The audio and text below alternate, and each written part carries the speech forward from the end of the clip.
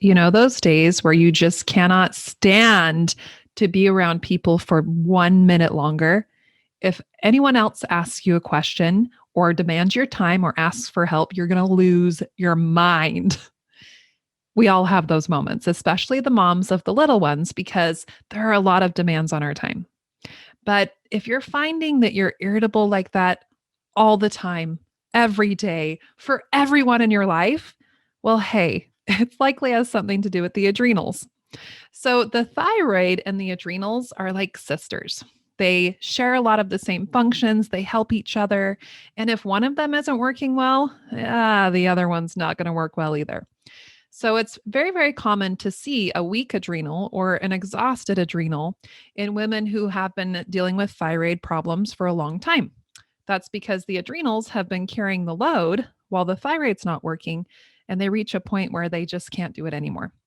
So the response to that can be irritability, and that can happen for a variety of reasons. One of them is related to cortisol, which is a hormone produced by the adrenals.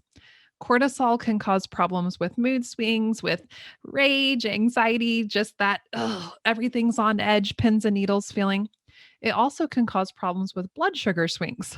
So, if you want a recipe for how to feel awful, mess with your cortisol and then have a blood sugar dip.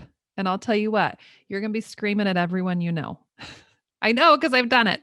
So, when working with the thyroid, we have to look at the adrenals. We have to get those adrenal hormones balanced at the same time that we do the thyroid so that that irritability no longer becomes a problem. Now, I really love the organic acids test because it actually looks at adrenal hormones. So we can see how your epinephrine and norepinephrine are producing. Those are adrenal hormones that also control that irritability factor. In the same note as that, we can look at neurotransmitters, which will show us how you're dealing with the irritability, how your stress response is, how you're happy, feel good, everything's wonderful, hormones are being made. So, if irritability is an issue, well, let's find out why. Let's do some testing. Let's see where your levels are at.